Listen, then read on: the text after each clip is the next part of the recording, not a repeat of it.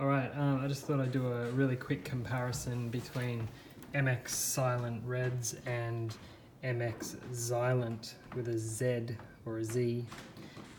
Zilent, so that's the Cherry MX Black Zilent Black stem with a Gatoron housing that either comes from a Zeal or a Aliaz switch, and this is just the stock MX Zilent Red. The only difference between red and black is the spring weight.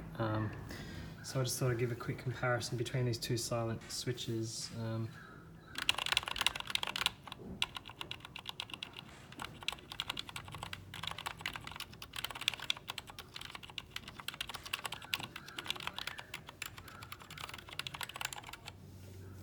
And MX Zilents.